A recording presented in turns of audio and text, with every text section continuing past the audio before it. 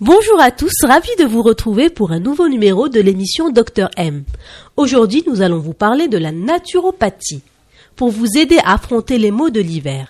Mais avant de nous lancer dans le vif du sujet, avec notre invité Dr Laraba, nous allons revenir dans un premier temps sur les bienfaits de cette médecine non conventionnelle, qui, soit dit en passant, a été reconnue par l'Organisation mondiale de la santé comme étant la 3e médecine traditionnelle mondiale.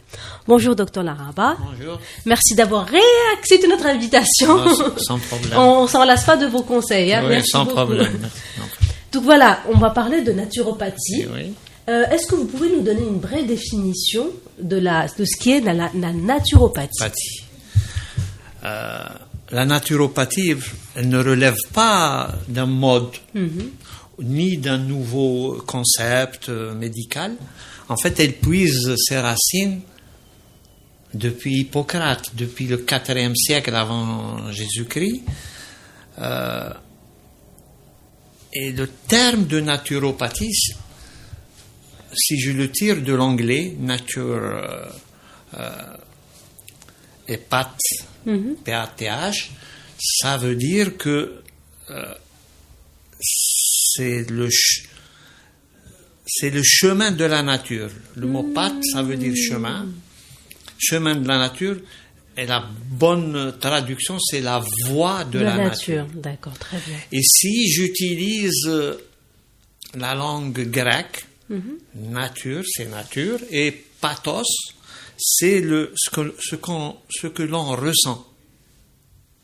C'est à partir de là que je dis que la naturopathie, comme définition, c'est tout simplement la synthèse des méthodes naturelles de santé.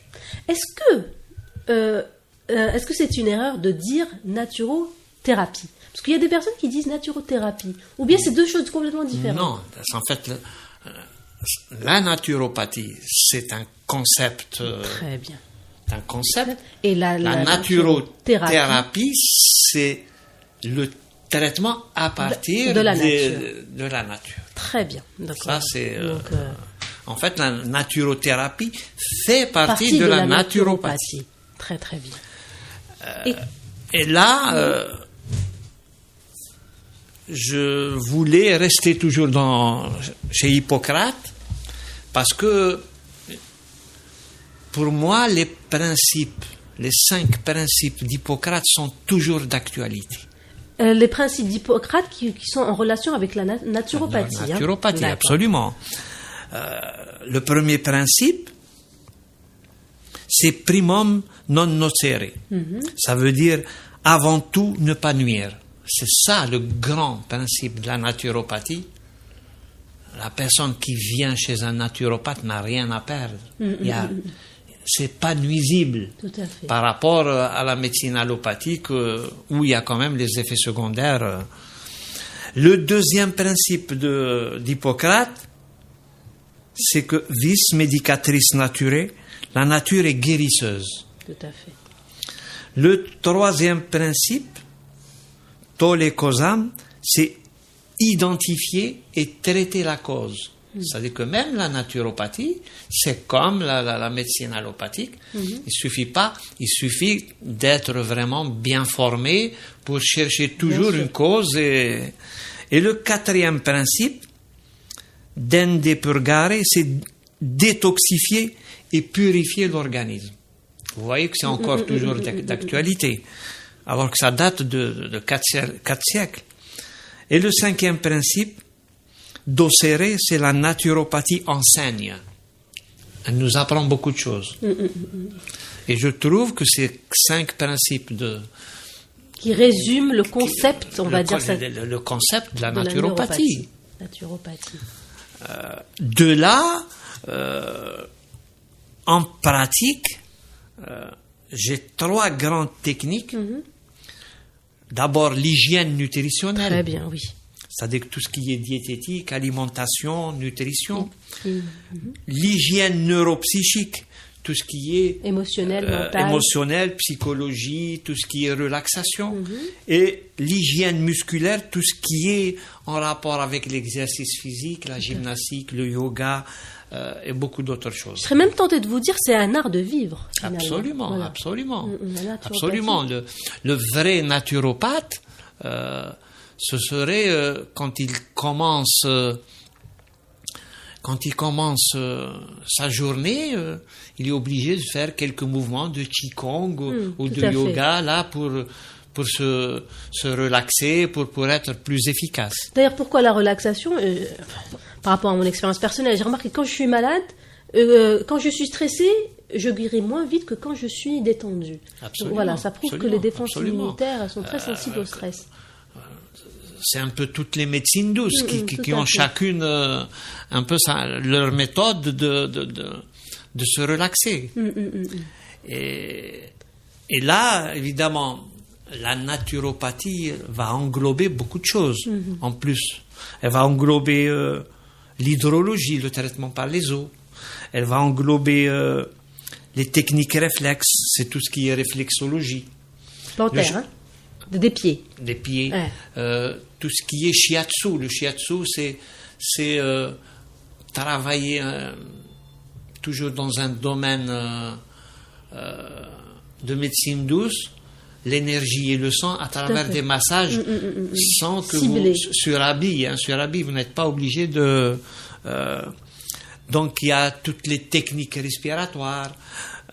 Ça, c'est des méthodes de la naturopathie. Hein. En fait, tout ça, c'est des techniques complémentaires qui sont intégrées dans la naturopathie. Est-ce que la phytothérapie, l'aromathérapie... Absolument, voilà. puisque j'y viens. Après cette technique, il y a les plantes, il y a la phytothérapie, il y a toute l'aromathérapie, parce qu'elles sont complémentaires. Tout à fait. Quand j'ai devant moi un patient qui vient soit se soigner parce qu'il a un mal quelque part, soit par prévention, parce que l'important est, en naturopathie, c'est beaucoup plus travailler la prévention.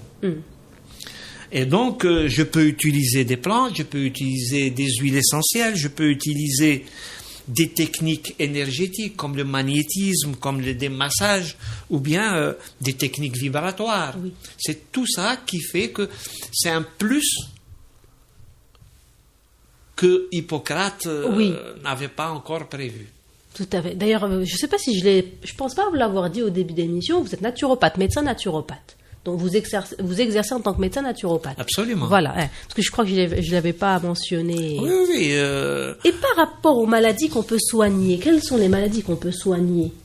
Moi, personnellement, je peux tout.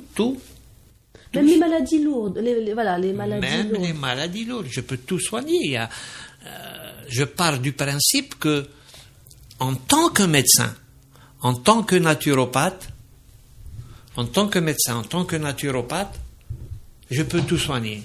Évidemment, tous les naturopathes ne sont pas médecins. Bien sûr, tout à fait. C'est ça le grand hic de la naturopathie, c'est que c'est la voie à un certain charlatanisme, c'est ça, oui. C'est pour ça que, voilà, c'est vrai que ça a été reconnu par l'OMS, l'Organisation mondiale de la santé, comme étant une médecine traditionnelle, non conventionnelle. Vous partez dans les pays occidentaux, le diplôme existe de naturopathe.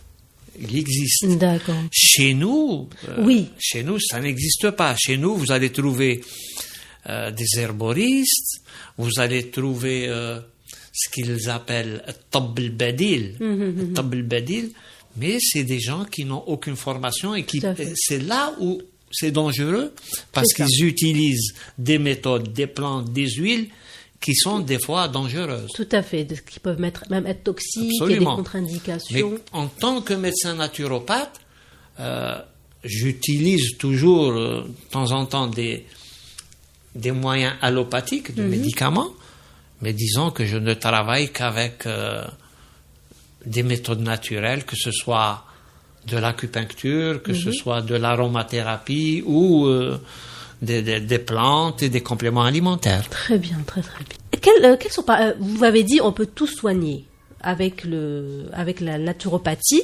Est-ce que vous pouvez nous citer quelques maladies précises que vous avez l'habitude de soigner vous-même? Oui, ça dit qu'en tant que médecin, j'ai d'abord les moyens de faire des diagnostics Très bien. de maladies. Oui. Actuellement, je peux traiter toute la sphère ORL. Je peux traiter excellemment les bronchopneumopathies, l'asthme bronchique. Et je peux améliorer l'état de santé de beaucoup de diabétiques. Améliorer beaucoup pour leur éviter certains effets indésirables de certains médicaments. Je peux,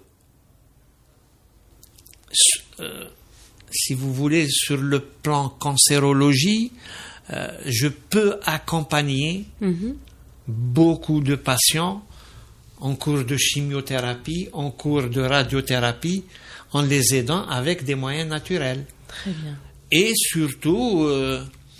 à ne pas confondre, substituer une chimiothérapie par la naturopathie. Pas du tout. Voilà, non. parce que voilà, comme on a dit, je les accompagne. Très bien. Pour ne pas subir trop d'effets indésirables de la chimiothérapie ou de la radiothérapie. Ou bien, par exemple, au point de vue alimentaire, l'alimentation et la nutrition, aider beaucoup de gens à manger beaucoup plus sain, beaucoup plus équilibré. Très bien. C'est vraiment un accompagnement qui va alléger le patient. Très bien. Voilà. Et par rapport aux maladies, justement, on est en plein hiver. C'est maintenant, ce qui nous intéresse un petit peu, c'est les maladies hivernales qu'on a tendance à contracter, le rhume, la grippe, l'angine, la sinusite, enfin. On s'en sort pas en hiver, c'est vrai que c'est assez spécial. Est-ce que vous pouvez nous donner, par exemple, des conseils pour commencer sur comment booster notre défense immunitaire grâce à la naturopathie? Eh ben, en premier lieu, c'est comme dit Hippocrate, le meilleur médicament, c'est l'aliment. En fait, en premier lieu, c'est l'alimentation qu'il faut adopter pour renforcer nos défenses immunitaires. Je commencerai par une famille sur le plan alimentaire. Je pourrais commencer par la famille des aliacées. Les aliacées, c'est l'ail, c'est l'oignon, c'est le poireau. Trois alliés de l'hiver. D'hiver qui sont excellents. Pourquoi? Parce qu'ils sont riches en soufre. Et donc, le fait d'être riches en soufre ont une action détoxifiante importante. Ils ont, à travers le soufre aussi, une action antimicrobienne. Et généralement, ils participent à la santé intestinale, parce que c'est toujours la santé intestinale le but d'avoir une alimentation saine. La gousse d'ail, je la découpe en deux, je retire le germe, et puis je vais l'écraser avec le plat du couteau, et là, vous allez, à partir de là, pour bénéficier de tous les bienfaits de l'ail, je vais la couper en morceaux et puis l'utiliser pour détoxifier mon corps. Après les aliacées, j'ai tous les agrumes. L'avantage, c'est qu'on a un pays d'agrumes. L'agrume est très riche en vitamine C et c'est ce moment-là qu'il faut prendre beaucoup d'agrumes. Tout à fait. Les agrumes, que ce soit les oranges, le citron, le pamplemousse. Tous les agrumes. Après les agrumes, j'ai tous les légumes, qu'ils soient crus ou cuits. Par exemple, le céleri. Il y a des fruits aussi comme la pomme. La pomme. Bon, la pomme, faudrait-il qu'elle soit bio? Parce que c'est un des légumes, c'est un des fruits les plus contaminés par les pesticides. Donc, mais disons que la pomme algérienne reste quand même assez valable, parce que quand vous achetez d'ailleurs des pommes, vous allez trouver souvent des pommes qui sont piquées, voilà, et donc ça rassure un petit peu. Ça rassure un peu que les gens n'utilisent pas les pesticides. J'ai les crucifères, le chou vert, le chou blanc, le chou rouge, le brocoli, le chou vert, le navet, qui sont... Le navet? Ah bon? Le navet, oui. Il y a des bienfaits. Oui, parce qu'ils sont tous riches, ce qu'on appelle en glucosinolates. Et ça, c'est un principe. Les glucosinolates me permettent de bloquer les processus inflammatoires. Ah, ça c'est bien ça. Ça c'est bien. Vous avez après les légumineuses. Les légumineuses, c'est les lentilles, les pois cassés, les pois chiches, qui sont riches en anticorps. Et en plus, elles sont riches en fibres, en fer, et toutes les vitamines du groupe B. C'est bien connu. Quand je prends, par exemple, il y a des bons mélanges de légumineuses ou de céréales avec certains légumineuses. Ce n'est pas rien, ce n'est pas gratuit que quand on mange, par exemple, un bon couscous à partir du blé, qu'il y a des pois chiches. Ça, c'est une action qui est complémentaire, qui est très riche. Je prends par exemple, c'est bien d'associer toujours le riz avec des lentilles, haricots rouges avec du maïs. Ça, c'est des complémentarités qui sont recommandées pour booster. C'est bien ça. Et puis la grande alimentation passe par les poissons. Les poissons gras. C'est les sardines. Oui. Mais je vous dis que souvent chez moi, la viande. Souvent chez moi, j'ai toujours de la sardine ou du maquereau en conserve. En conserve, tout à fait. En conserve, il n'y a aucun risque. Même si je dis que toujours tout ce qui est conserve. Oui, bien sûr. Cause de l'aluminium. À cause de la boîte métallique. Mais la puissance de la sardine ou du maquereau est telle que c'est supérieur à l'inconvénient de la boîte métallique. Tout à fait. Donc, il m'arrive souvent de prendre de très beaux filets de maquereau en conserve, c'est très efficace. Et c'est l'avantage de prendre des poissons gras riches en oméga 3 à longue chaîne, c'est excellent. Oui, tout à fait. C'est-à-dire, après, c'est vrai, vous avez raison, parce que au lieu d'acheter de la viande rouge qui est extrêmement chère, mieux vaut alterner, acheter des sardines, soit des sardines qui restent moins chères, ou bien des sardines fraîches, ou bien en conserve. En conserve, il n'y a aucun problème. Il n'y a aucun problème.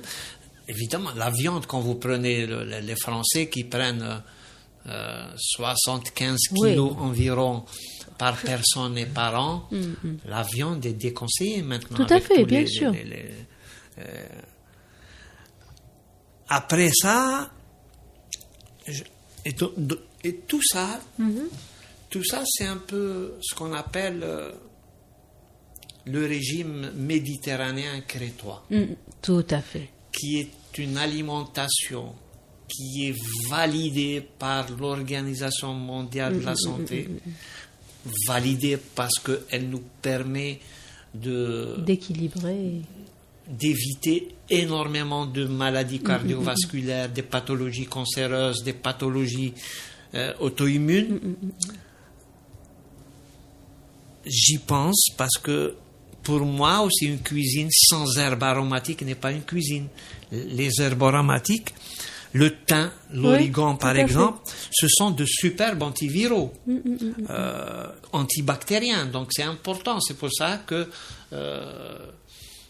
la cuisine méditerranéenne trouve sa richesse. Tout à fait. Il y a même le persil. Il paraît que le persil est très riche en vitamine C. Le persil est très riche en vitamine C. Le persil est un excellent anti-hypertenseur. Je conseille souvent à mes patients d'acheter un extracteur de jus quand ils ont les moyens, ou une centrifugeuse qui peut faire l'affaire, de faire par exemple un jus vert à base de persil, de céleri et de concombre, qui est un excellent alcalinisant et qui régule bien la tension artérielle. Très bien. On a le curcuma. Le curcuma, excellent anti-inflammatoire, antioxydant. On a le gingembre qui nous permet de booster nos défenses. Tout à fait. La cannelle qui est excellente, qui est digestive, antidouleur, qui est antimicrobienne et qui régule bien le glucose. Des fois, on a tendance, personnellement, j'ai tendance à mélanger, par exemple, je prends une tisane de cannelle, je prends de la cannelle, je mets alors le gingembre, la cannelle, l'origan, par exemple, et je mélange. Mais des fois, je me dis, est-ce qu'il n'y a pas des contre-indications ? Non, absolument pas. Moi, il m'arrive, par exemple, de faire des petites sauces tomates bio, évidemment. Bien sûr. L'idéal. Des petites sauces tomates. Merci Torba. Non, puis, d'accord, c'est à la maison que non, vous les cultivez. Ça dit que oui, Torba, oui. Voilà, oui, non, il faut leur rendre hommage, Torba, oui, parce qu'ils apportent beaucoup. Ils nous inondent. Et dernièrement, on a fait de temps en temps, on fait des excursions. On est parti chez les moines de Tibérine. Très bien. Et quand vous voyez là-bas la vie que mènent les moines de Tibérine, ils n'ont besoin d'aucun aliment de l'extérieur. Tout à fait. Oui, c'est impressionnant. Et là, ils sont des grands spécialistes d'une tomate qui est très ancienne, qui est très riche. Et là, quand je fais une petite sauce tomate, je mets de l'ail, un peu d'ail, je mets un peu de gingembre, je mets un peu de curcuma, je peux mettre un peu d'oignon ou d'origan. Là, vous enrichissez parce que chaque plante aromatique a ses bénéfices, c'est sûr. Quand vous mettez de l'origan, l'origan est un des grands antibiotiques naturels. Justement, en parlant de tout ce qui est bon, c'est pas des plantes, comment on peut les appeler? Des plantes aromatiques. Voilà, c'est des plantes aromatiques. Après, par rapport aux plantes, dans le cas de la phytothérapie, il y a des plantes qu'on utilise très souvent quand on est malade. Voilà, je vais le dire blarbier parce que ça me vient en français, zater, qu'est-ce qu'il y a comme plante aussi qu'on a tendance à utiliser? C'est-à-dire, est-ce que vous pouvez nous donner des plantes, de noms de plantes qu'on utilise? Et les Winnie, ils ont des idées reçues, parce qu'il y a beaucoup de personnes, comme moi-même, je fais des mélanges. Après, je me dis, est-ce que c'est bon? Est-ce qu'il n'y a pas d'interaction entre certaines plantes? Donc voilà, maintenant, si vous voulez bien, pour parler un petit peu de la phytothérapie. Avant de parler de la phytothérapie, j'aimerais bien parler de la vitamine D. C'est capital en automne et en hiver, parce que la vitamine D, c'est la vitamine qui gère l'immunité. C'est la vitamine D qui me renforce mes os. C'est la vitamine D... De l'humeur aussi. De toutes les déprimes, parce qu'on a tendance, en automne, en hiver, à être un peu déprimé. Et tout ça, il faut que les gens apprennent à prendre de la vitamine D du début octobre jusqu'au 15 mai, obligatoire pour tout le monde.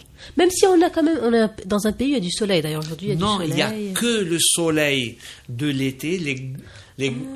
Disons, chez nous, ça peut être 5 mois et demi de soleil, mais en plein novembre, décembre, janvier, février, il faut absolument, parce que si vous captez de la vitamine D en été, et qu'à la fin septembre, je vous dose la vitamine D, que vous ayez par exemple 50 ou 60 nanogrammes par millilitre, et que je la redose 2 mois après, disons qu'à la fin novembre, début décembre, je vais la trouver à 20 ou 25. Elle va diminuer de 50%. Tous les 2 mois, elle va diminuer de 50%, ce qui fait, arrivé janvier, février, vous trouvez les gens doser la vitamine D inférieure à 8. Maintenant, je comprends, effectivement. La vitamine D est capitale pour éviter toutes les maladies dégénératives, toutes les maladies auto-immunes, surtout chez la femme. Parce qu'il y a pas mal de maladies auto-immunes qui touchent plus la femme que l'homme. C'est pour ça que je voulais signaler un peu la vitamine D. C'est vrai que ça, j'avais pas du tout. Éviter la vitamine D en ampoule. En ampoule à 200 000 unités, je trouve que scientifiquement, physiologiquement, ce n'est pas indiqué, parce que la vitamine D est assimilée au niveau du foie, et quand je donne 200 000 unités à un foie qui est déjà un peu fatigué par mon alimentation, il ne va absorber qu'une partie. D'accord. C'est pour ça qu'il faut aller vers une méthode physiologique.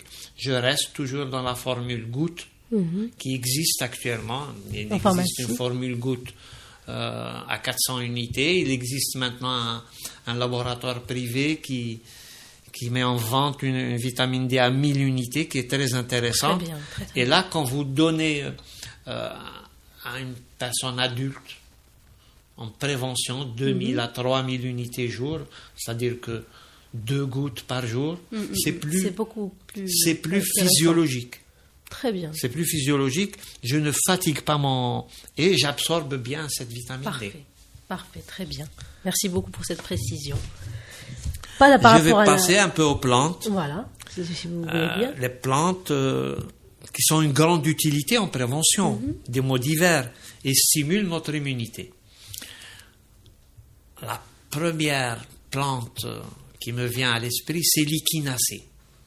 L'échinacée, en arabe, on l'appelle echinacea, mais j'ai cherché certains termes, Zahrat al-Qamh. Ça doit exister chez nous. Il faut aller chez les herboristes pour pouvoir en trouver. Elle est antivirale, antibactérienne. Elle est efficace pour les maux de tête. Seule contre-indication de cette plante, c'est toutes les maladies auto-immunes. Ah oui, d'accord. On peut l'utiliser en tisane. Il suffit d'une cuillère à café de la plante, dans 25 centilitres d'eau froide, et que je fais bouillir 3 petites minutes. Je laisse infuser 10 minutes. Il faut toujours laisser infuser un certain temps, quand même, 1 minute, bien couvert. Et je prends, si c'est par prévention, je vais prendre une tasse tous les jours. Si c'est pas si le virus est installé, sur le plan curatif, je vais prendre 3 tasses par jour. Très bien. Zahat al-Qamh, ça je connaissais pas du tout. Très bien. Après, je peux utiliser la gelée royale, tous les produits de l'abeille. La gelée royale qui est un excellent stimulant immunitaire. D'accord. C'est-à-dire par rapport à la phytothérapie, non? Non, je suis toujours dans le... dans booster les défenses immunitaires. Toutes les défenses immunitaires. Ah d'accord, non, parce qu'enfin j'avais basculé sur la phytothérapie pour nous donner des conseils de plantes. Je peux utiliser en phytothérapie, c'est la seule plante... ah oui, que vous avez l'habitude de recommander. De recommander. En fait, je vais faire un mix à la fois de plantes, à la fois des produits de l'abeille, à parfois des huiles végétales. D'accord, très bien. Quelque chose comme ça. D'accord, très bien. Donc la gelée royale, qui est pour moi un excellent reconstituant psychique, mental. Ah oui, carrément. Oui, absolument, parce que c'est la période où il y a les déprimes, les petites déprimes c'est bien, saisonnières. Je prends 1 gramme jour de gelée royale. Gelée royale. Je peux l'associer au propolis. Justement, oui. Antibactérien, antifongique, antiviral. Alors, il y a propolis, il y a le liquide. Et en fait, le propolis, vous avez toutes les formes. Ça peut être des gommes, ça peut être en poudre. Ça peut être... Ça et dépend. par rapport à la posologie, c'est comment on la consomme en petite quantité? Moi, dans mon cabinet médical, je mets tous mes patients en début d'octobre sous l'association de l'huile de nigel. L'huile de nigel qui est excellent pour stimuler les défenses, anti-infectieux, anti-allergiques. Donc je leur dis de prendre le matin à jeun, par exemple chez l'enfant, une cuillère à café d'huile de nigel, auquel je mélange ça avec une cuillère à café de miel de l'orange. D'orange, oui, parce qu'elle est riche en vitamine C. Et puis je rajoute 1 ou 2 petits grains de propolis ou une petite cuillère à thé de propolis en poudre. Ça, c'est une excellente prévention. Oui, non, ça je vais qu'on commencer. Peut prendre pendant 5-6 mois. Et par rapport au pollen, qu'est-ce que vous en pensez? Le pollen est excellent, stimulant. En cure, par exemple, en hiver. Après, j'ai toujours peur du pollen à cause des phénomènes allergiques. Tout à fait. De tous les produits de l'abeille, je pense que le pollen Très bien. est C'est-à-dire vous très allergisant, il faut se méfier. D'accord. Donc vous préconisez plus la propolis et le miel. Et le miel et la gelée royale. Oui, tout à fait, voilà, la gelée royale. La gelée royale. Très bien. Et là, j'ai préparé une boisson détox très bien. Qui stimule tout le système immunitaire, qui est très simple à fabriquer. Bon, pour une personne à peu près, je prends 300 millilitres de jus de pomme, pomme algérienne. Je prends du gingembre frais, un clou de girofle, une cuillère à café de cannelle, un bâton de cannelle et une cuillère à café de préférence de miel de thym ou de lavande. Ah voilà, le thym. Za'ata, c'est le thym. Je viens de me rappeler. Le thym, c'est zaïtra. Ah, zaïtra, voilà, plutôt, oui. C'est zaïtra. Voilà. Miel de thym ou de lavande. Donc, je vais chauffer à feu doux le jus de pomme. Après, je vais râper le gingembre. Je prends une petite quantité selon chacun. Il y en a beaucoup qui n'aiment pas tellement le goût du gingembre. Oui. Et puis, je vais prendre le clou de girofle, la cuillère à café de cannelle et le bâton de cannelle que je vais mixer ensemble. Et en plus, je vais rajouter le gingembre râpé. D'accord. Donc, dans cette mixture que je vais mettre cette mixture de gingembre, clou de girofle, cannelle, aussi bien en poudre et en bâton, que je vais mettre au fond de la tasse. Et puis, je vais verser le miel. Je vais verser le miel. Et puis, au-dessus, je vais mettre mon jus de pomme chaud que je vais laisser macérer avec tout ça. Et que dès qu'il est tiède, au bout de 10 minutes, je peux le consommer. C'est-à-dire, vous mixez, bien sûr. Vous mixez tout, vous mélangez tout. C'est-à-dire qu'au début, je vais mettre tout ce qui est poudre, bien tout sûr, ce qui est mixé. Je vais rajouter mon miel. Et puis, je vais mettre mon jus de pomme qui est bien chaud pour le laisser macérer. Ça, c'est une boisson détox à boire le matin. Vous pouvez boire ça le matin. Le matin, par exemple, à jeun. Aucun problème. Très bien. Aucun problème. Ben, merci beaucoup pour la recette. Maintenant, on passe, si vous le voulez bien, à tout ce qui est huile essentielle. Voilà. Même, j'ai remarqué, il y a une nouvelle mode des huiles essentielles en Algérie. C'est très bien. Parce qu'on en a bien besoin de tout ce qui est, voilà, même tout ce qui est, d'habitude, c'est les huiles végétales. Maintenant, on va vers les huiles essentielles. Est-ce que vous pouvez nous donner quelques conseils par rapport aux matière d'huile essentielle, les huiles essentielles, l'aromathérapie n'est pas une médecine douce. Okay. Pourquoi? Parce que autant les huiles ont des qualités extraordinaires, autant beaucoup d'huiles sont toxiques. Comme par exemple? Alors, c'est pour ça que il faut que les gens apprennent à être précautionneux vis-à-vis des huiles. Les huiles, il ne faut pas les mettre dans les yeux, autour des yeux, dans les oreilles. Il faut les emmagasiner hors de portée des enfants, hors de vue des enfants. Pourquoi? Parce qu'on a des huiles, par exemple, qui sont dermocaustiques. Je prends l'huile essentielle de cannelle. Autant la cannelle que je peux prendre en poudre ou en bâton n'est pas dangereuse, mais l'huile essentielle de cannelle est une huile qui est dermocaustique, c'est-à-dire que je ne peux, parce qu'elle est caustique pour toutes mes muqueuses. Donc je ne peux pas prendre une goutte d'huile essentielle à travers la bouche. Je vais me brûler au niveau de la bouche, au niveau de l'œsophage et au niveau de l'estomac. Donc c'est des huiles, il y a des huiles dermocaustiques.